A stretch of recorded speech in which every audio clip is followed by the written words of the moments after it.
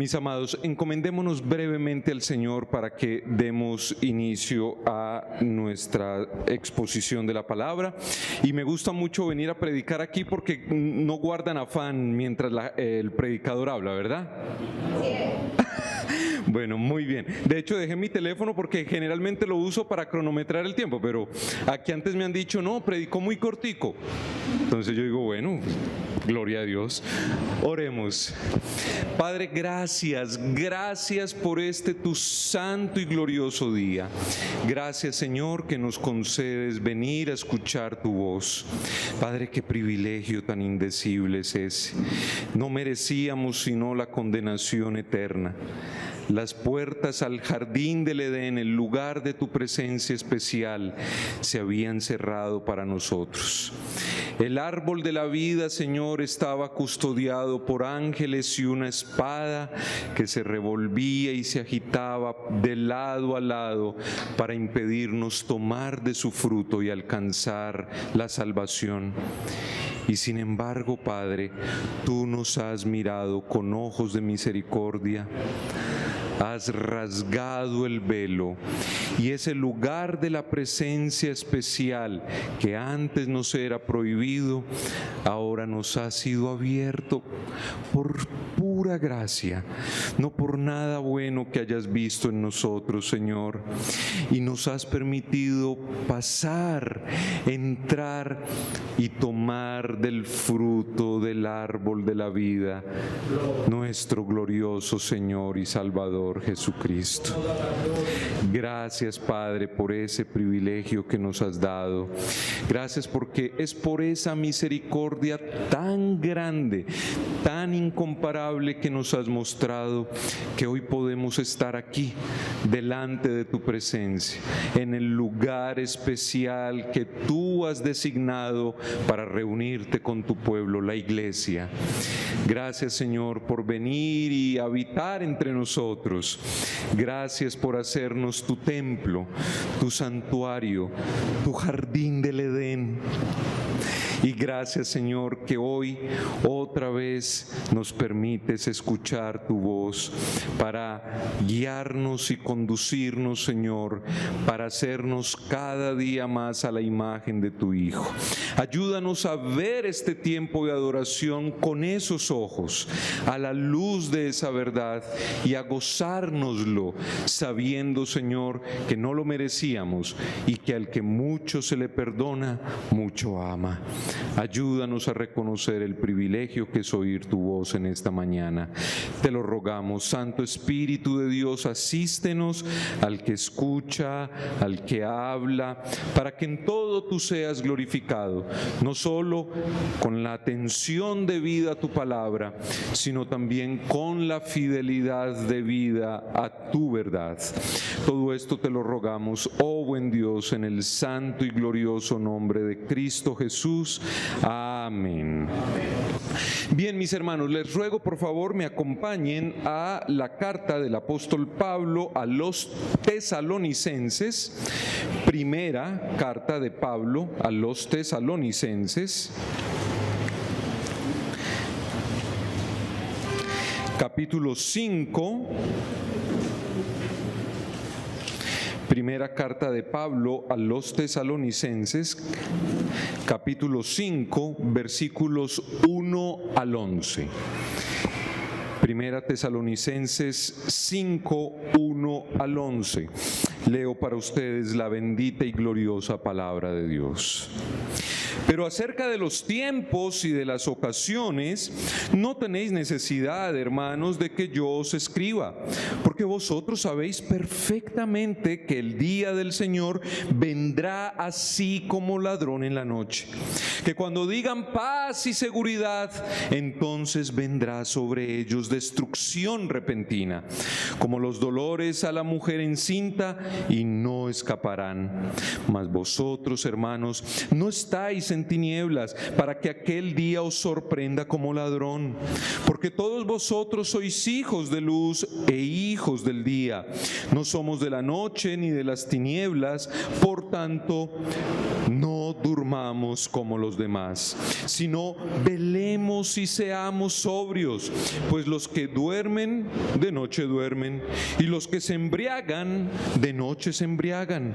Pero nosotros, que somos del día, seamos sobrios, habiéndonos vestido con la coraza de fe y de amor, y con la esperanza de salvación como yelmo, porque no nos ha puesto Dios para ira, sino para alcanzar salvación por medio de nuestro Señor Jesucristo, quien murió por nosotros, para que ya sea que velemos o que durmamos, vivamos juntamente con Él. Por lo cual, animaos unos a otros y edificaos unos a otros, así como lo hacéis. Amén. Si le preguntáramos a un estudiante qué necesita para prepararse bien, para estar listo para presentar un examen, sobre todo si es un examen final, ¿cuántos están en exámenes finales por estos días? Muy bien.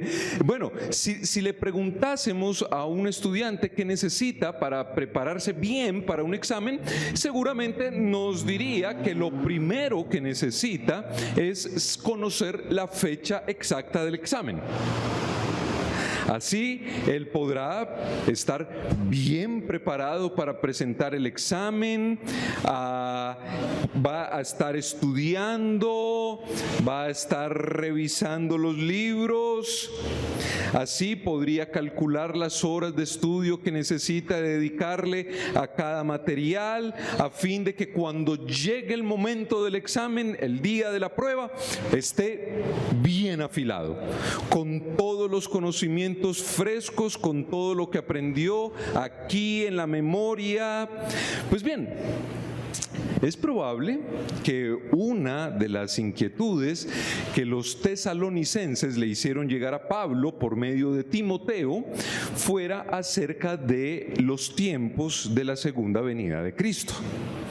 Y es que si la meta cristiana es ser irreprensible en santidad para cuando vuelva el Señor, entonces resulta comprensible que a los tesalonicenses les interesara saber de cuánto tiempo disponían para crecer en santidad y desarrollar todas las virtudes cristianas. Vamos a asumir que ellos no lo estaban preguntando para esperar hasta último momento para santificarse. Así como yo creo que los estudiantes aquí no preguntan la fecha del examen para esperar hasta la noche antes a estudiar todo lo que no estudiaron en el semestre. Estamos hablando entre cristianos, ¿verdad? Pero eso no pasa aquí, claro. Por lo que luego de que Pablo les explica acerca de la resurrección de los muertos en Cristo y del arrebatamiento de los santos que aún vivan en el momento de la segunda venida de nuestro Señor, él, el apóstol, pasa a hablarles acerca de cómo será aquel día. En el capítulo 4, Pablo les habla acerca de la resurrección de los muertos, el tema del arrebatamiento. Ahora, en el capítulo 5 pasa a hablarles de cómo será aquel día. Así que, como también la forma en la que los creyentes debían prepararse para tal glorioso acontecimiento, pero también les va a hablar de cuál es su esperanza final. De ahí que el título de este sermón sea La segunda venida de Cristo y nuestra preparación. La segunda venida de Cristo y nuestra preparación. Y como acabo de mencionar, estudiaremos nuestro pasaje meditando en las tres ideas centrales que Pablo expone en él. La primera es la forma en la que el Señor regresará. Eso lo vemos en los versículos 1 al 3. En segundo lugar, veremos la la forma en la que los creyentes debemos prepararnos, versículos 4 al 8. Y en tercer lugar, veremos el fundamento de nuestra esperanza, versículos 9 al 11. Entonces, veremos en primer lugar la forma en la que el Señor regresará, la forma en la que los creyentes debemos prepararnos y el fundamento de nuestra esperanza. Pasemos entonces a considerar nuestro primer encabezado, la forma en la que el Señor regresará. Acompáñenme a leer una vez más, por favor, los versículos 1 al 3 de 1 Tesalonicenses 5. Dice Pablo allí: pero acerca de los tiempos y de las ocasiones, no tenéis necesidad, hermanos, de que yo os escriba, porque vosotros sabéis perfectamente que el día del Señor vendrá así como ladrón en la noche, que cuando digan paz y seguridad, entonces vendrá sobre ellos destrucción repentina, como los dolores de la mujer encinta, y no escaparán. La respuesta de Pablo es contundente. Él va a decirle a los tesalonicenses: no nos preparamos para el juicio conociendo las fechas, sino estando siempre preparados y vigilantes. Esa es la respuesta de Pablo. Por muy lógico que nos parezca averiguar cuándo será el examen final y cuánto tiempo tenemos para prepararnos, el hecho es que solo el examinador conoce la fecha. Ni siquiera, dice la palabra, el Hijo la sabe, solo el Padre. Mis hermanos, a Dios le ha placido no revelar nada acerca de los tiempos de la venida de Cristo, excepto que puede pasar en cualquier momento. Puede pasar en cualquier momento. Y es que el peligro no está en la ignorancia, sino en el conocimiento. Porque si supiésemos la fecha de la venida del Señor, muy seguramente, por lo menos yo, muy seguramente diría: tenemos tiempo de sobra para prepararnos. Si supiéramos que, supongamos, va a ser el 20 de agosto del 2029, cojámosla suave de aquí al 29. Por allá en julio del 29 nos empezamos a poner juiciosos con el Señor. Empezamos a congregarnos juiciosos, le pedimos perdón al hermano que hace 5 años no saludamos. Si notan, el peligro no está en el conocimiento. Perdón, no está en la ignorancia, sino en el conocimiento. Así pues, los tesalonicenses no tenían excusa para abandonar sus empleos, por ejemplo, o para ponerse a discutir entre ellos acerca de cuándo regresará el Señor. No, ellos sabían perfectamente que el Señor volvería en el momento menos esperado. Podría ser hoy, podría ser dentro de miles de años, por lo que debían siempre estar vigilantes. Es probable que fuera durante su estadía en Tesalónica que Pablo les enseñó acerca de que el Señor vendría como un ladrón en la noche, y esta analogía pretende indicar precisamente ese carácter inesperado y súbito de la venida del Señor. Y es que un ladrón no envía un mensaje de WhatsApp diciendo: pilas, voy esta noche para su casa. No, el ladrón llega cuando uno menos se lo espera, de manera repentina, de manera inesperada. Siempre nos coge fuera de base. Y cuando el hurto se da, la sensación inmediatamente es como aturdido. Uno no lo puede creer. Me acaba la billetera o me acabaron de robar el reloj. Uno se siente impotente. Uno se siente como que no puede hacer nada. Y luego vienen las autorrecriminaciones. Si hubiera tomado mejores medidas de seguridad, si no hubiese caminado por la calle que me dijeron que no pasara, justo no estaba en ese momento en el puesto de trabajo. Pues bien, así ocurrirá en el día del Señor.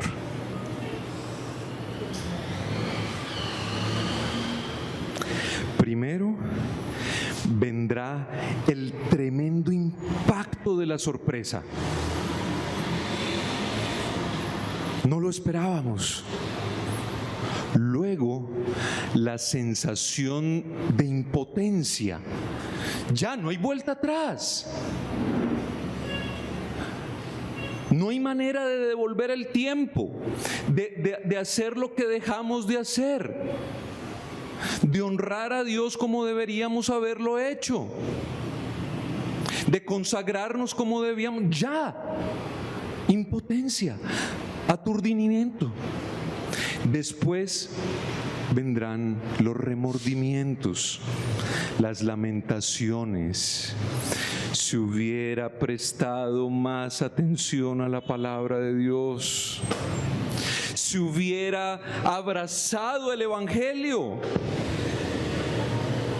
si no hubiese malgastado mi vida en placeres pasajeros.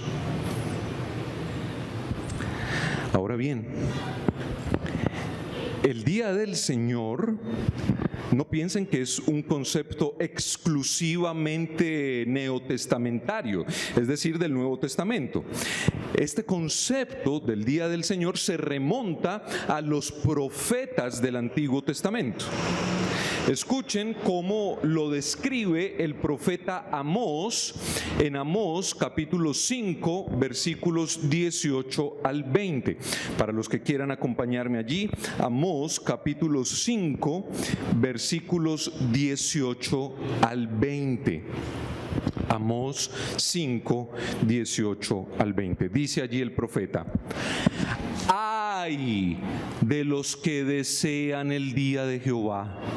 ¿Para qué queréis este día de Jehová? Será de tinieblas y no de luz, como el que huye de delante del león y se encuentra con el oso, o como si entrara en casa y apoyare su mano en la pared y le muerde una culebra.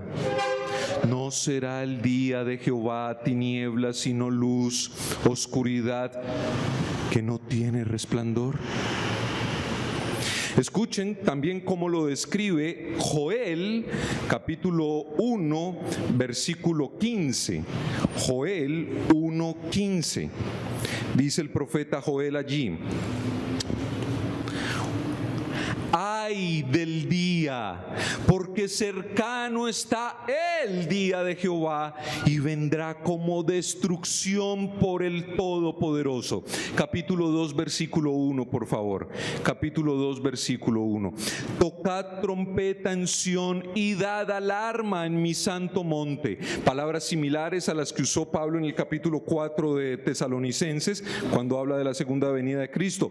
Dad alarma, tocad trompeta en Sión, da alarma en mi santo monte, tiemblen todos los moradores de la tierra, porque viene el día de Jehová, porque está cercano. El día del Señor, entonces, mis hermanos, abarca lo que nosotros conocemos como la segunda venida, que es pública y visible de Cristo. Dice la palabra: todo ojo le verá. Por lo tanto, será una segunda venida pública y visible, no oculta, no secreta. Esa segunda venida incluye el arrebatamiento de los santos, la resurrección de los que hayan dormido primero. Y aquí permítanme hacer un paréntesis para decir, porque con respecto al tema del arrebatamiento se ha dado muchas explicaciones, interpretaciones, teorías. He oído hablar mucho de una película que yo particularmente no vi, pero me dicen que todos los cristianos la han visto, que se llama Dejados Atrás, que es como una película donde yo estoy aquí hablando y de un momento a otro cae mi ropa y yo desaparezco. ¿Es algo así? Los que la vieron, sí. Porque supuestamente fui arrebatado por Dios y que de un momento a otro la gente empieza a ver la ropa tirada en la calle y yo me quedé y yo pensé que yo me iba y bueno, bien, ese concepto del arrebatamiento, como el apóstol Pablo lo trata particularmente en el capítulo 4, no es nada parecido a lo que Hollywood nos ha querido mostrar en las películas.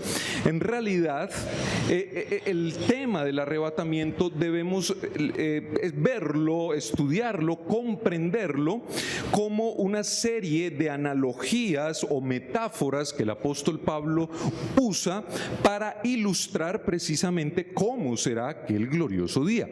Si ustedes notan, la Biblia nos habla de que aquel día sonará una trompeta, ¿verdad? Bien, ¿alguna vez ustedes han escuchado una trompeta que no suena mientras se toca? Es decir, ¿alguien tocará una trompeta esperando no ser oído? Entonces no tendría mucho sentido hablar de una segunda venida secreta de Cristo, ni de un rapto secreto si hay una trompeta. Bien, ¿por qué nos habla Pablo de una trompeta? Porque está haciendo un eco del episodio cuando Moisés baja del monte con la ley de Dios y se nos dice que suena la trompeta. ¿Recuerdan ese episodio? Bien, pero también cuando Pablo habla de arrebatamiento en las nubes, está haciendo una referencia a Daniel capítulo 7, en la que se nos habla de la vindicación del pueblo de Dios después de mucho sufrimiento y persecución. Pero Pablo también va a usar una palabra que se ha traducido al español en nuestras versiones como reunidos o encontrarnos con el Señor en el aire, y esa palabra griega es apántesin. Apántesin es la palabra griega que usa el apóstol Pablo, y esa es una palabra que significa justamente encontrarse o recibir. ¿Cuál es la cosa? Que esa palabra era usada en la antigüedad para describir el momento en el que el César llegaba a una ciudad en una visita de estado. ¿Qué pasaba? Cuando el César llegaba, entonces la gente salía a recibir al César a las afueras de la ciudad y con guirnaldas, tirándole flores por el camino, recibían al César y entraban en, pudiésemos decir, una marcha triunfal, como una comitiva de celebración por la llegada del César a esa ciudad. Apántesin. Esa es la palabra que el apóstol Pablo usa en ese pasaje. Por lo tanto, si notan, lo que él está tratando de decirnos es que en ese momento de la segunda venida de Cristo, nosotros, no sé cómo, no será como que la ropa queda tirada, no, pero de alguna manera, no sabemos tampoco si será en el cielo, pero de alguna manera nosotros, su pueblo, saldremos a recibir a nuestro Señor y regresaremos en una marcha triunfal, tirando guirnaldas. Esa era la imagen que Pablo quería transmitirle a los lectores de Tesalonicenses, tirando guirnaldas, flores al paso de nuestro Rey de Reyes cuando Él venga a tomar lugar de la tierra que le pertenece, y nosotros como súbditos de su reino acompañándolo en esa festiva llegada. Eso será precioso. A eso es a lo que se refiere Pablo cuando en nuestras versiones usan las expresiones reunirnos con Él en el aire o encontrarnos con Él o seremos arrebatados. Entonces, la imagen de Moisés bajando con la ley, trompetas, truenos, está llegando Cristo.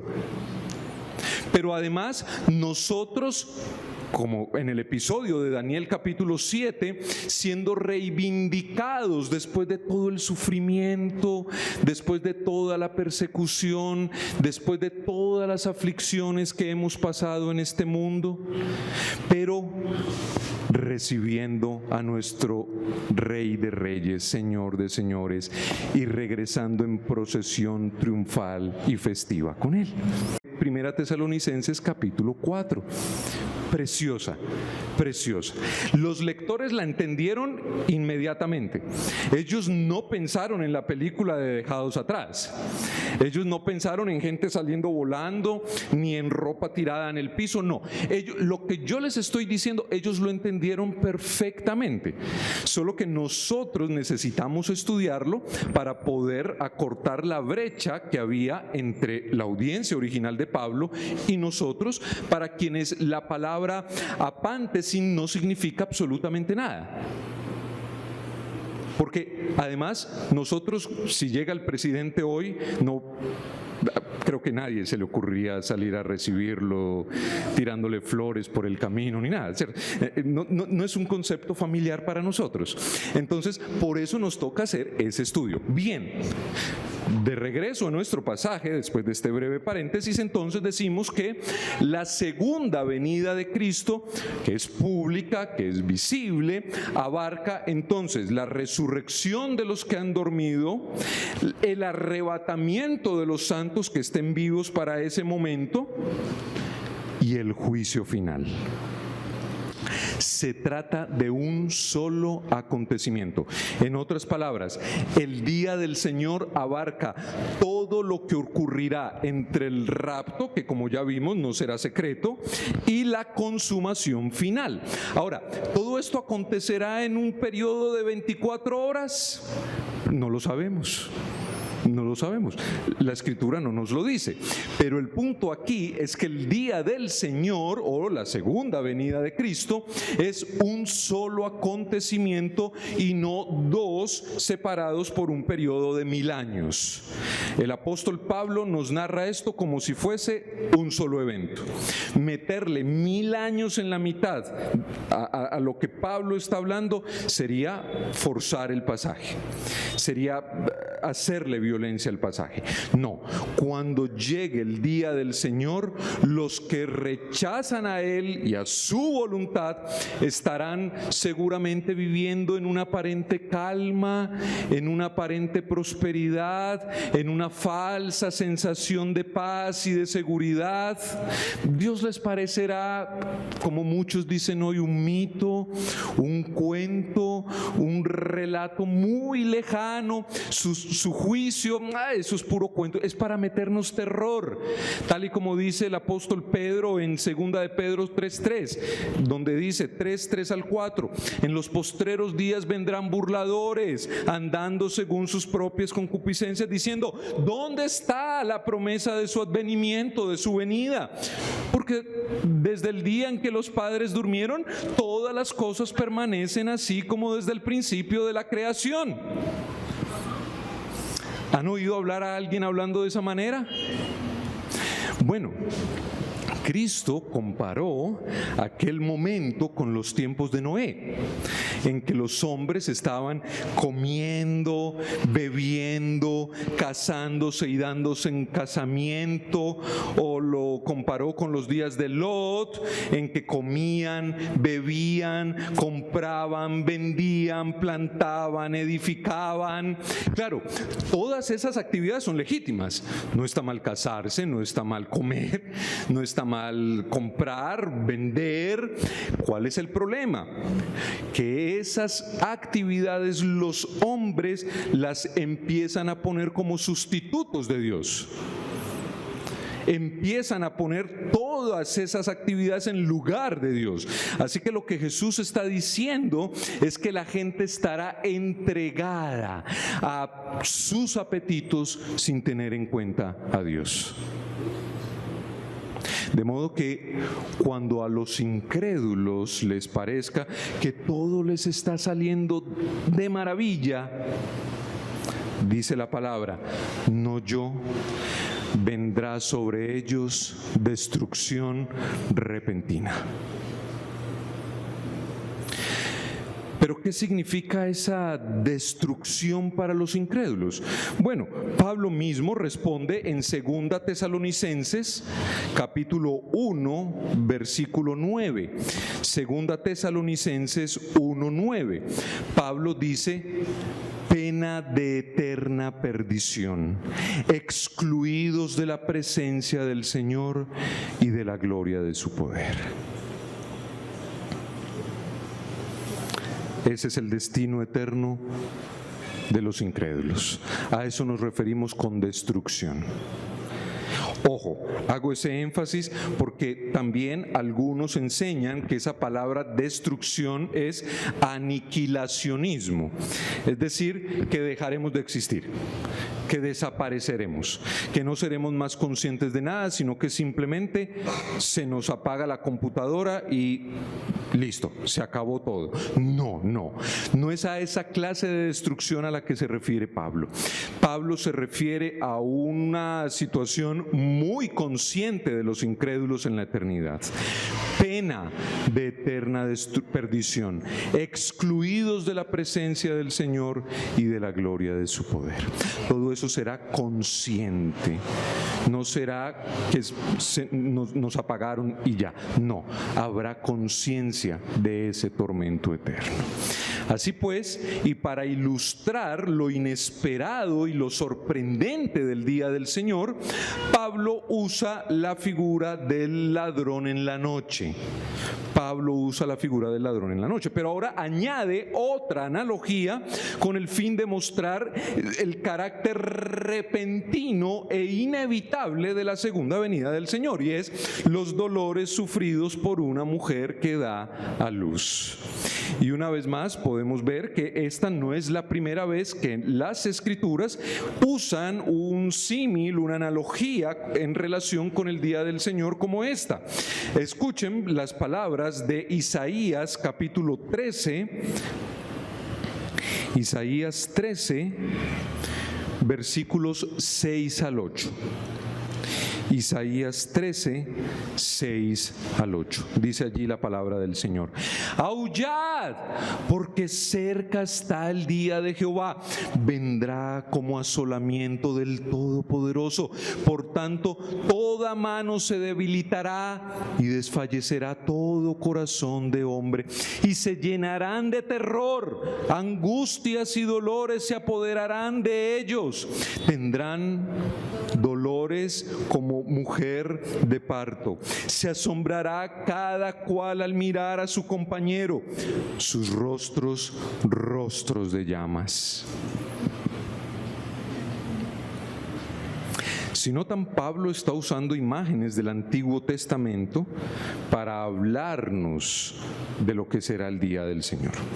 Ahí es donde está el error cuando nosotros interpretamos la segunda venida del Señor con nuestra mente occidental, antioqueña, hollywoodense, paisa.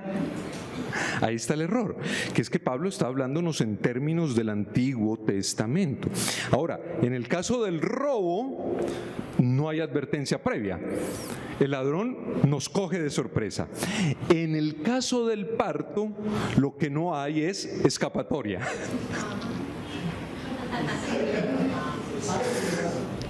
Ya, eso cuando arranca bueno, yo nunca he tenido un hijo.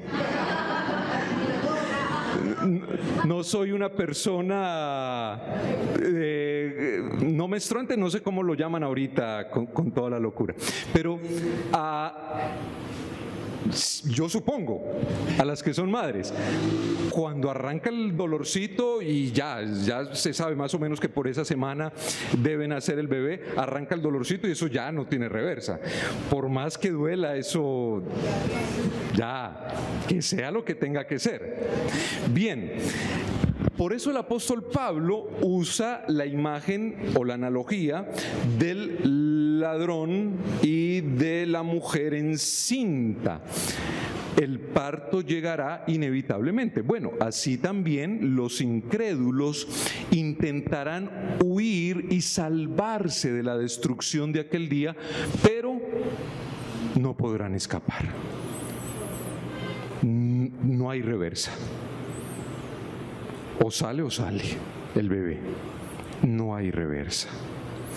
Juan lo dijo así en Apocalipsis capítulo 6, versículos 15 al 17.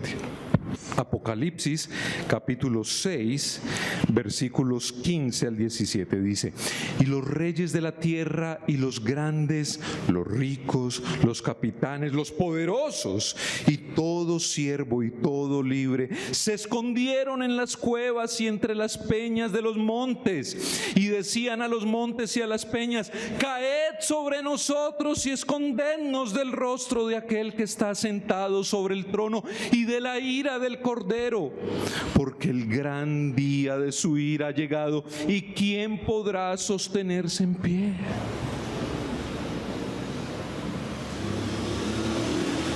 Tremenda descripción, ¿verdad?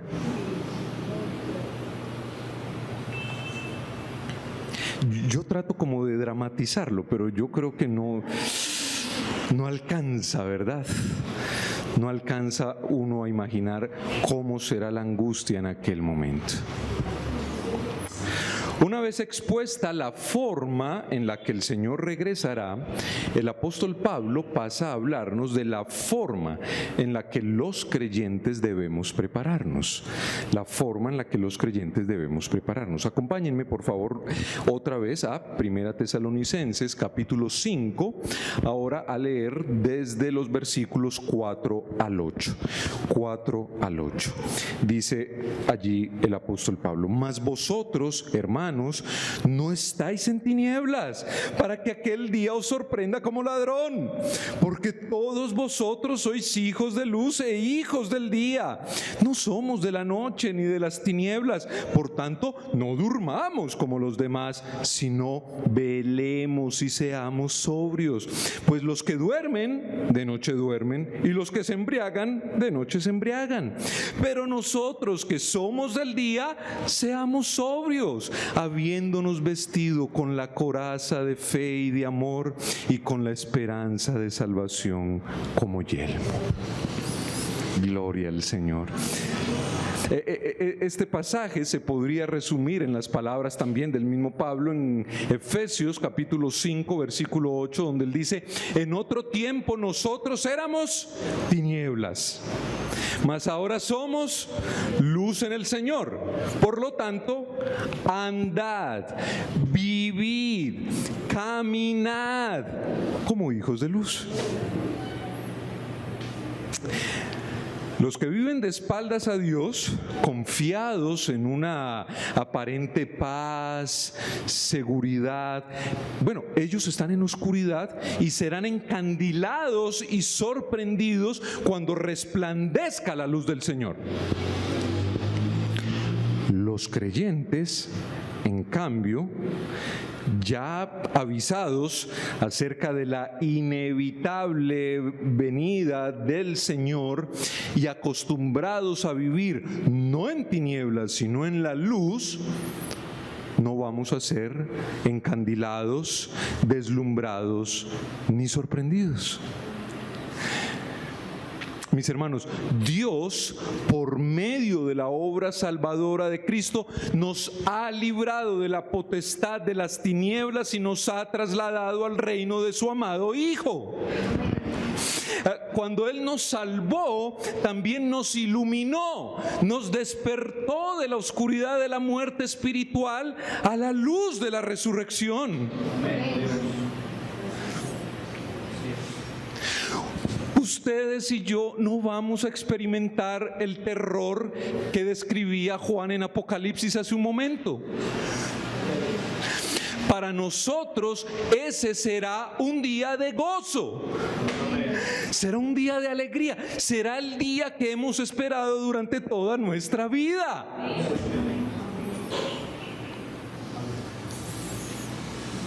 Mis hermanos, si lo que experimentarán los incrédulos nos parece terrible, lo que los creyentes experimentaremos debe parecernos glorioso. Ahora bien, nosotros estamos viviendo en el espacio intermedio entre la primera y la segunda venida de Cristo.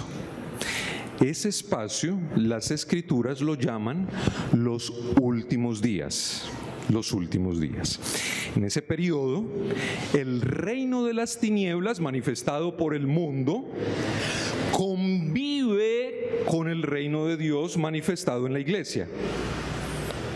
Recuerden, en el mundo crecen juntamente el trigo y la cizaña.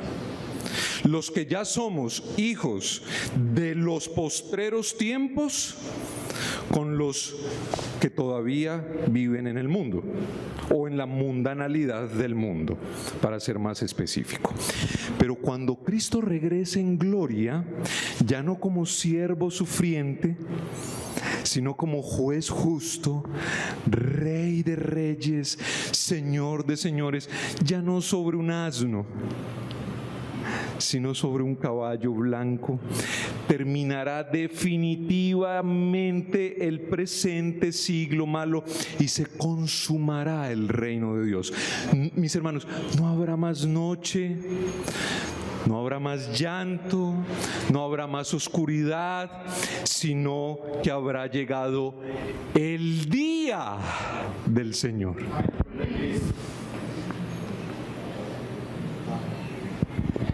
Mientras tanto,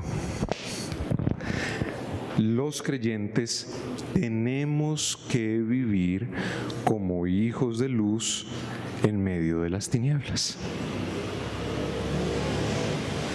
Y es que, amados, si somos hijos de luz e hijos del día, esto debe manifestarse en nuestra manera de vivir.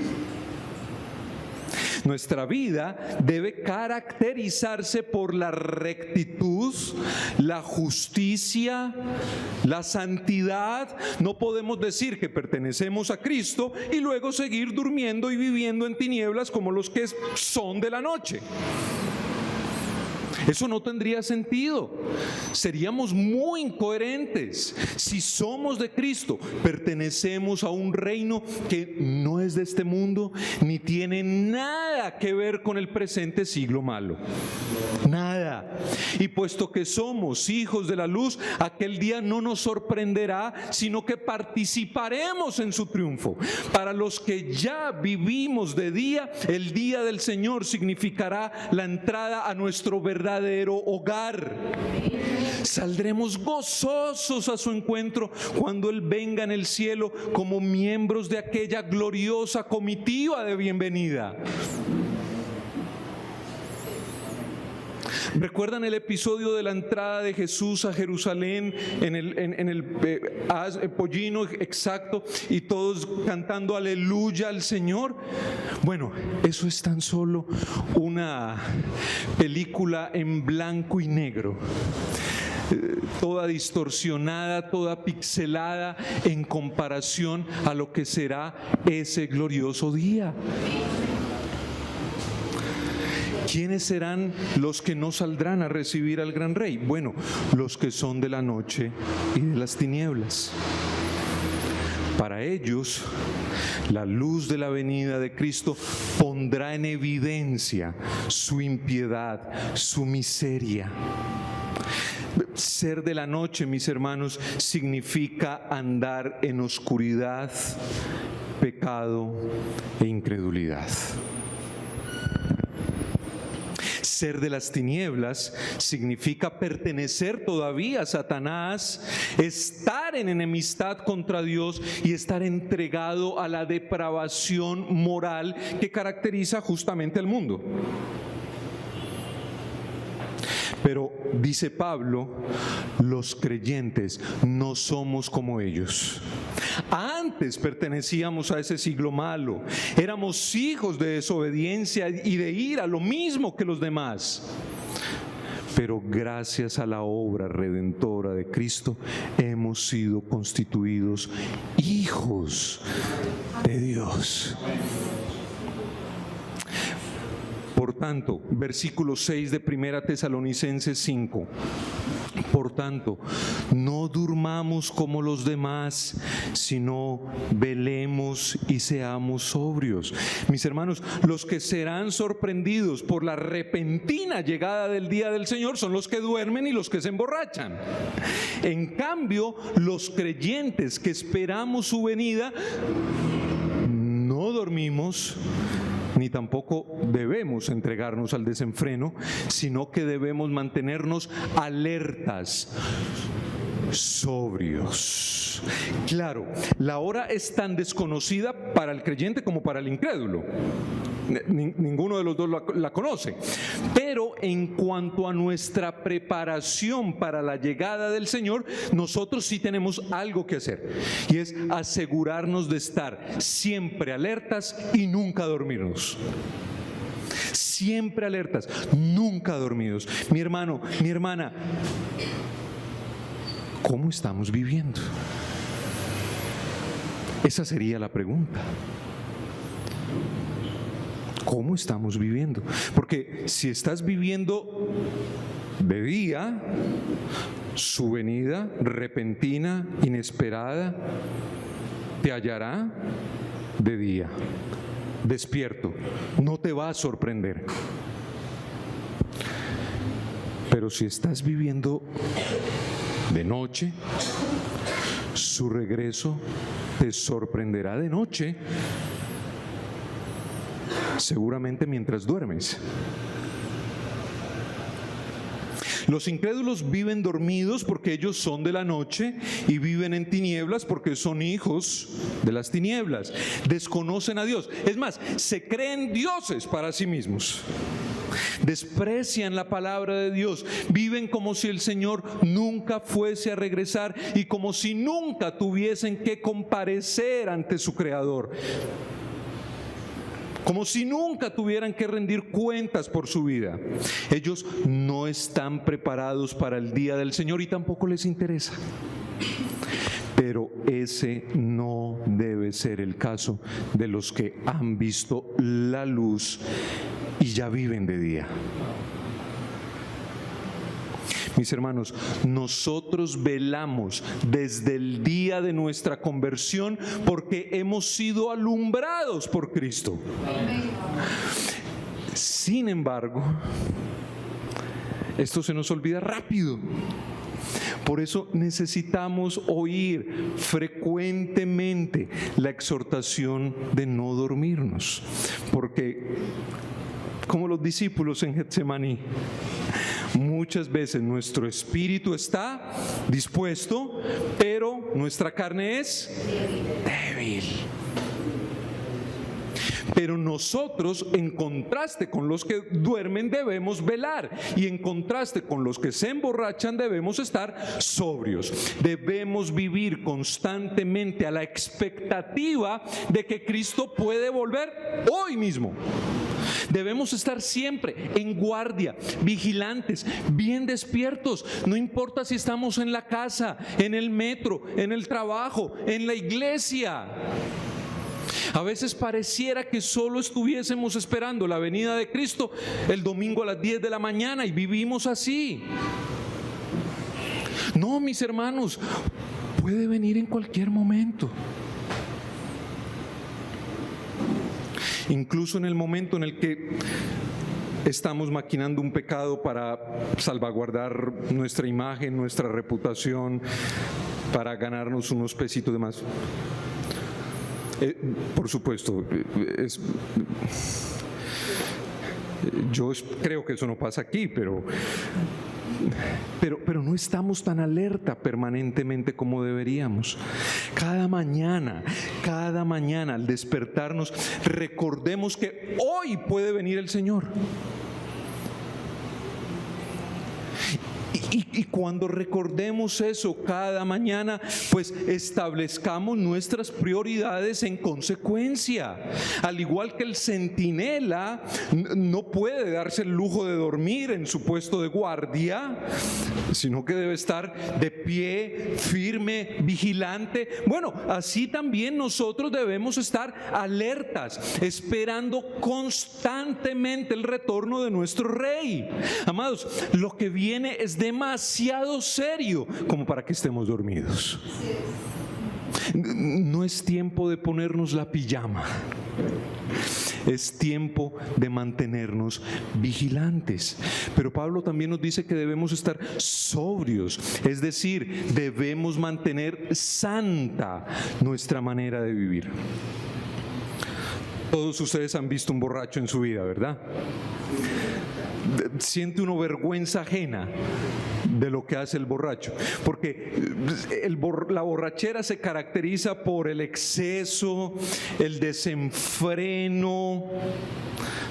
Hacen cosas vergonzosas, al día siguiente están arrepentidos, ¿verdad? Bueno, la sobriedad, en cambio, se caracteriza por el dominio propio, por la prudencia. El borracho es incapaz de caminar en línea recta. El sobrio anda con rectitud. El borracho se comporta de maneras irresponsables, vergonzosas. El sobrio de maneras responsables, de maneras honrosas. Así pues, la esperanza del pronto retorno de Cristo debe ser para cada uno de nosotros, mis amados, un poderoso estímulo a la santidad. Un poderoso estímulo a la santidad. Mis hermanos, no es tiempo de fiestas ni de frivolidades, de superficialidades. El día se acerca y debemos estar preparados, con los lomos ceñidos, dispuestos para el servicio del Señor. No vaya a ser que Él nos encuentre ociosos cuando regrese. La palabra dice, la noche está avanzada, se acerca el día. Desechemos pues las obras de las tinieblas y vistámonos de las armas de la luz. Andemos como de día, honestamente, no en glotonerías y borracheras, no en lujurias y lascivias, no en contiendas y envidia, sino vestidos del Señor Jesucristo, y no proveáis para los deseos de la carne. No vivamos como los hijos de tinieblas. Nosotros hemos sido llamados a resplandecer como luminares en medio de esta generación perversa que nos rodea. Dice la palabra, no yo. ¿Qué comunión tiene la luz y las tinieblas? Amados, nuestra ciudadanía está en los cielos, de donde esperamos a Cristo.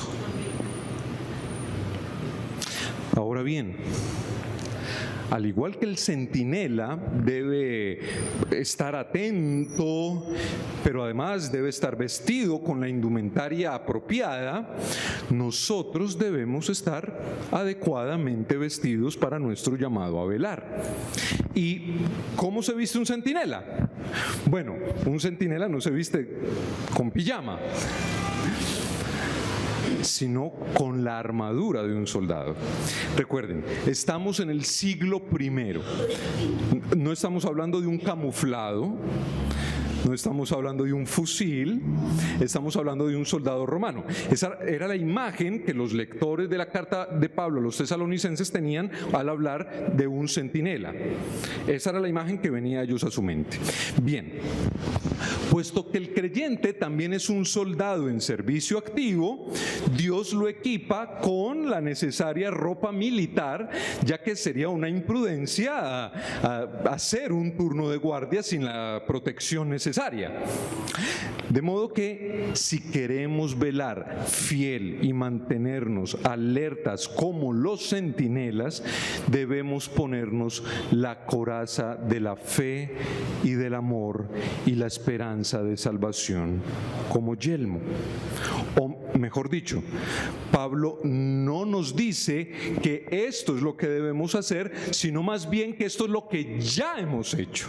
Porque vestirnos de la armadura es la consecuencia inevitable de nuestra conversión.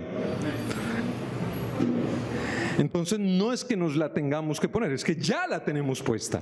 En el momento en que venimos a Cristo en arrepentimiento y fe, nos vestimos con ella. Todo creyente, por muy recién nacido que sea en la fe, si su conversión ha sido auténtica, participa de la fe, del amor y de la esperanza. Quizás será una armadura un poco más frágil, pero ya la tiene, ya la tiene. La fe nos habla de nuestra actitud correcta hacia el Señor y el amor de nuestra actitud hacia Dios y hacia nuestro prójimo. Y notemos que la fe y el amor juntos forman la coraza. La coraza se forma por ambos. Esto es así porque la fe sin amor es una mera aceptación intelectual. Es un dato más, como leer la prensa, como ver las noticias, como ver un programa de Discovery Channel. Tengo un dato nuevo. No. La fe sin amor es una aceptación intelectual. Ahora, el amor sin la fe es un sentimentalismo vacío que no va a resistir los vientos de las pruebas. Es por eso que ambos deben ir entrelazados, pero el creyente debe también llevar la esperanza de salvación como yelmo. Y al hablar de la esperanza de salvación, Pablo está pensando no en la salvación que ya hemos recibido, sino en la obra futura y final de Cristo que culminará la historia de nuestra salvación. Es decir, aunque nuestra salvación descansa sobre una obra perfecta y completa efectuada en el pasado, y aunque ya hemos sido sellados por el Espíritu Santo, quien es las arras o garantía de nuestra salvación en el presente, en el aquí y en el ahora, no obstante, la plena realidad de esta salvación no la experimentaremos sino hasta la segunda venida de Cristo. En otras palabras, aunque los beneficios que ya recibimos a través de la obra salvadora de Cristo son gloriosos, mis hermanos, no son nada comparado con lo que todavía queda para nosotros en el futuro cuando Él regrese. Es la realidad de esta esperanza, mis amados, la que nos guarda de la seducción del mundo. Esta esperanza, como un yelmo, nos ayuda a guardar nuestra mente, conducir nuestros pensamientos y establecer bien nuestras prioridades en la vida. Nos protege del desánimo, de la distracción, de los dardos del maligno que lanza cada día contra nosotros. Satanás y sus huestes se valdrán de dudas, de placeres mundanos, de persecución, ansiedades, preocupaciones de la vida para tratar de desviarnos de los caminos del Señor. Pero la mejor línea de defensa es tener la mirada puesta en el futuro. Esa es la mejor línea de defensa, tener la mirada puesta en el futuro, en el glorioso retorno de nuestro Señor y Salvador Jesucristo. Así pues, el creyente que depende verdaderamente del Señor en una intensa relación de fe, que sirve abnegadamente a su prójimo con el amor de Cristo y que espera con ansia su regreso, es el que se mantendrá firme en sus convicciones hasta el día del Señor. Será él el que sabrá afrontar las diversas pruebas, tentaciones mientras pasa esta noche. Ahora, el apóstol Pablo nos va a enseñar a los tesalonicenses y a nosotros cuál es el fundamento de esa esperanza. ¿Cuál es el fundamento de esa esperanza? Acompáñenme por favor a leer, y ese es nuestro tercer y último encabezado.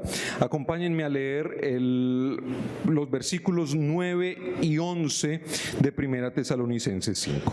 Voy todavía bien de tiempo, ¿verdad? Ah, gloria al Señor, y yo corriendo.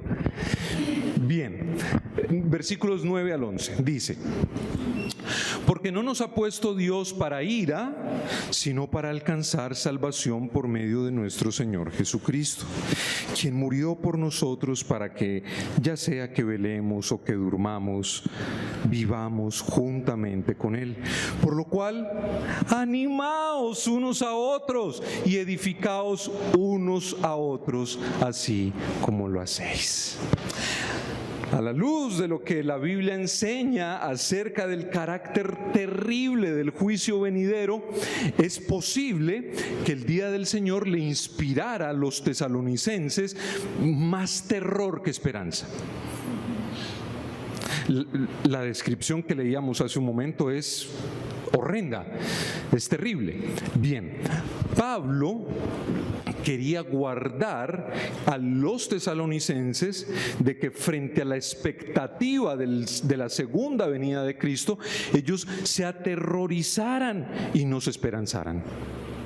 Tal vez los tesalonicenses estaban preguntando cosas como, quizá como algunos de ustedes, o como yo: ¿estaré preparado para afrontar el juicio? Si pasa ya, ¿estaré listo? ¿Habré hecho lo suficiente como para complacer a Dios? El día del Señor, ¿qué me deparará? ¿Salvación o juicio? Bien, frente a tales preguntas, Pablo se anticipa respondiendo, diciéndole a los tesalonicenses y a nosotros que nuestra seguridad no descansa en nuestros méritos para ganar nuestra propia salvación, sino que descansa sobre dos cosas: el soberano designio de Dios, y ese ya tuvo lugar en la eternidad pasada, y la obra expiatoria de Cristo, que ya pasó también. Y que ambas, va a decir Pablo, constituyen un fundamento firme, una base sólida, inamovible, sobre la cual edificamos nuestra esperanza. De modo que si velamos y permanecemos sobrios, es porque somos hijos de luz e hijos del día, no porque necesitamos ganar la salvación.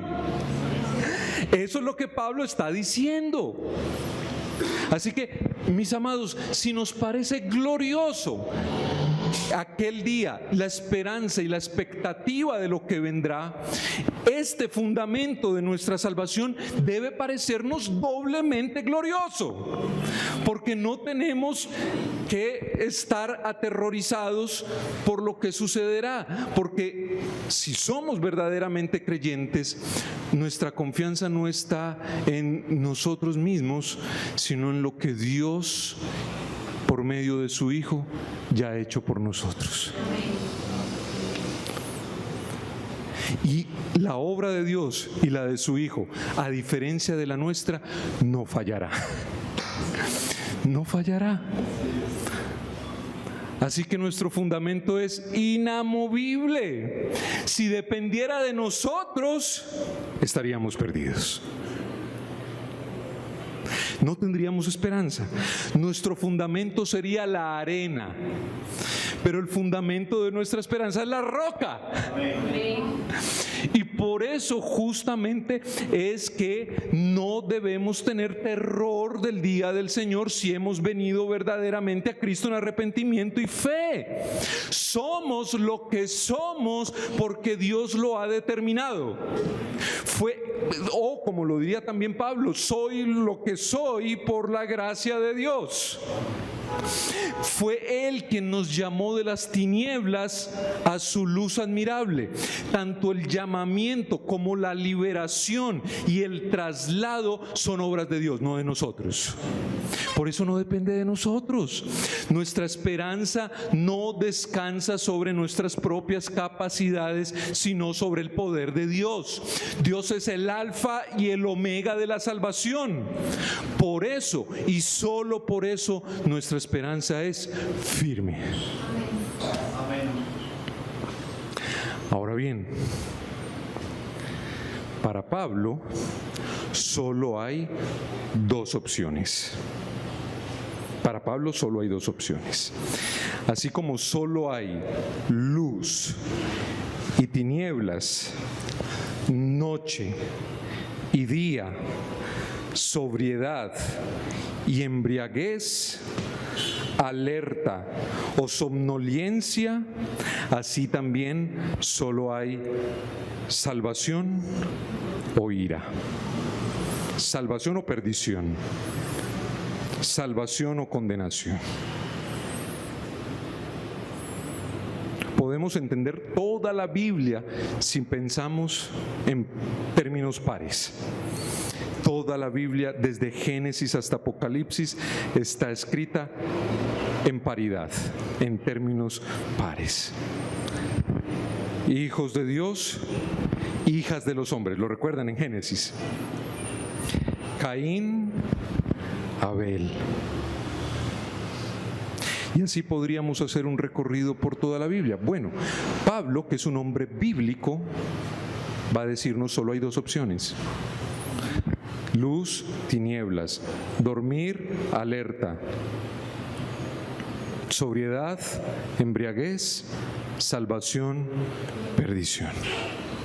En la Biblia, mis hermanos, no hay términos medios. No hay término medio. Es por eso que lo que está en juego es terriblemente serio. Todo aquel que no se convierte al Dios vivo será objeto de la ira venidera. El hombre, en su condición natural, pecaminosa, va camino al juicio y a la perdición eterna. No va para el purgatorio, que es como un término medio. No hallamos términos medios en la Biblia. Caliente o frío. Amigo, amiga, si hay alguien aquí que nos está visitando, que no ha venido a Cristo en arrepentimiento y fe, que no ha puesto su confianza en Jesús como Señor y Salvador, mi amigo, mi amiga, en aquel día cada uno tendrá que dar cuentas delante de Dios por su propia vida. Ese momento será inevitable como el parto, inesperado como el robo. Eso es seguro, te lo aseguro. Así que ven a Cristo en arrepentimiento y fe hoy, mientras se puede decir todavía hoy. Solo por la fe en la obra redentora de Cristo serás librado de la ira divina y de la condenación eterna. Es solo por gracia, por medio de la fe y no por lo buena persona que creas que eres. Mis hermanos, incluso todos nosotros estaríamos destinados a la destrucción eterna si no fuera por la gracia de Dios. Pero nuestra esperanza es firme porque descansa no sobre nuestros propios méritos, sino sobre la elección de Dios. es porque su elección no dependió de nada que nosotros hiciéramos que es firme. Nuestra esperanza no depende de nuestros compromisos que son inestables. ¿Cuántos de ustedes han hecho compromisos que no han cumplido? Acuerdos que han irrespetado. Bueno, nuestra esperanza no depende de nuestra fragilidad, de la inestabilidad de nuestros corazones, de la variabilidad de nuestras emociones. Hoy nos despertamos amando a Dios, amando a los hermanos, llamando ¿cómo estás? ¿Qué necesitas? Mañana no queremos ver a nadie de la iglesia. Si dependiera de nosotros, estaríamos perdidos. Es por eso que dependemos de los compromisos seguros de Dios, del pacto que Él selló en la cruz del Calvario por medio de la sangre de su Hijo. ¿Habrá derramado Cristo su sangre en vano? Esto es lo que debería llenar a los tesalonicenses y a nosotros de un profundo aliento y consuelo. Claro, ojo, porque recuerden, la Biblia se entiende por pares.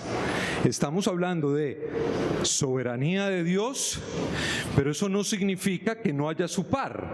Esto es nuestra responsabilidad.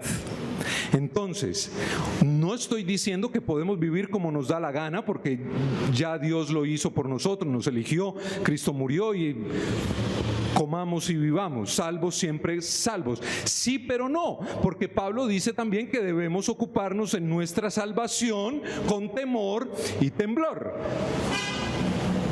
Pero al final, el fundamento de nuestra salvación no será nuestro esfuerzo, sino la obra de Cristo. Así que Él nos preserva, pero nosotros perseveramos. Paridad. Sin la cruz no habría salvación alguna para nosotros, pero nosotros debemos vivir como hijos de la luz. Si notan, Pablo es muy equilibrado, Pablo es muy balanceado. Pablo no pone la esperanza en nosotros, la pone en la obra de Cristo, pero asimismo nos llama a vivir como hijos de la luz. ¿Por qué? Porque, bueno, si bien fue en la cruz donde Cristo recibió la ira del Padre que nosotros merecíamos, para que nosotros fuésemos salvos, nosotros debemos vivir en consecuencia con esa poderosa salvación que de gracia hemos recibido. ¿Por qué? Porque el que mucho se le ha perdonado, mucho ama. Queremos vivir para Dios, nos deleitamos porque nos ha rescatado de algo que sería terrible, y es la condenación eterna. Y Él nos rescató para que en el día del Señor, en su día, no nos consuma su justicia, sino que nos rapte su misericordia. No importa si para su regreso estamos vivos o estamos muertos, porque al final ni la muerte ni la vida podrán separarnos del amor de Dios en Cristo Jesús. Y es a la luz de esto que Pablo exhorta a los tesalonicenses y a nosotros hoy en el versículo 11, diciendo: por lo cual, hermanos, a la luz de esto, anímense unos a otros, edifíquense unos a otros, así como lo hacéis. Mis hermanos, ese es el propósito de la escatología. Recuerden que escatología es la enseñanza o el estudio de los últimos tiempos. Bien, ese versículo 11, ese es el propósito de la escatología: animarnos y edificarnos unos a otros. El propósito no es ni confundirnos, el propósito no es que discutamos entre nosotros, sino animarnos y edificarnos. Esto es algo que debemos llevar a cabo frecuentemente hasta que nuestro Señor regrese. La intención de Dios es que su iglesia sea una comunidad de ánimo y de edificación mutuo. Noten que Pablo no dirige sus palabras a los pastores: pastores, animen a la congregación, edifíquenla. No, él dirige sus palabras a la iglesia, o sea, a toda la congregación. Y es que ninguna comunidad puede llamarse cristiana si no se caracteriza por el amor mutuo, por el amor recíproco. Pero ninguna comunidad cristiana tampoco es un paraíso de amor perfecto, tanto que sus miembros no necesiten escuchar la exhortación de Pablo cada día para que abunde más en sus corazones. Así pues, la enseñanza acerca del retorno de Cristo, como hemos visto, tiene el propósito de alentarnos y de consolarnos. Ese es el propósito cuando hablamos del fin de los tiempos: alentarnos y consolarnos, pero también estimularnos, animarnos a la sobriedad y a la vigilancia para que cuando el Señor venga nos encuentre ocupados en sus asuntos, no en los nuestros. No es cuestión entonces, mis hermanos, de que vamos a salir ahorita, llegamos a nuestras casas a elaborar un plan de santidad progresiva de acuerdo con el tiempo disponible que tenemos. El hermano nos habló del 2028. Esa meta suena bien. Vamos a ver qué hacemos de aquí al 2028. No. Mis hermanos, se trata de vivir en santidad ahora mismo, desde ya y cada día. Y eso no como una carga, sino como un motivo de gozo, como estamos preparando el banquete de nuestro gran Rey. Estamos preparando nuestro traje. ¿Han pensado cuando los invitan a una boda? Todos ustedes empiezan a hacer dieta para que el vestido les sirva. Van y miran en la tienda qué vestido rentar, hacen todos los preparativos, porque vamos para una gran boda, pero ustedes son la novia y yo. Así que preparémonos con gozo, mis hermanos, alégrense, gócense, porque aunque Cristo vendrá como ladrón en la noche, traerá consigo su día, su boda, su salvación eterna, aquel día que nunca más terminará, en el que no habrá más llanto, dolor, sino que moraremos con Él para siempre. Él será nuestro día, nuestro gozo, nuestra eterna salvación. Preparémonos, vivamos desde ya preparándonos para ese día. Oremos a nuestro buen Dios. Padre, gracias por tu palabra, gracias, Señor, por un mensaje tan precioso que nos dejas por medio del apóstol Pablo. Gracias, Señor, porque nos alientas por medio de estas grandes verdades. Santo Espíritu de Dios, te rogamos que seas tú aplicándolas a nuestra mente, tallándolas en nuestro corazón, para que, como orábamos ahora al inicio del culto, no seamos solo oidores, sino hacedores. Padre, la esperanza de esta salvación es indefectible.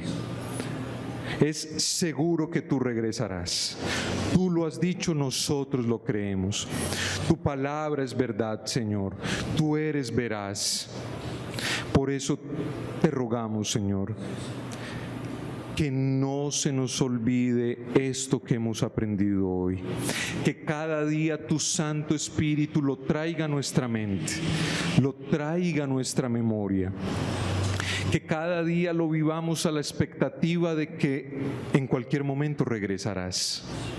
Y queremos ser hallados en tus obras, Señor, y no en las nuestras.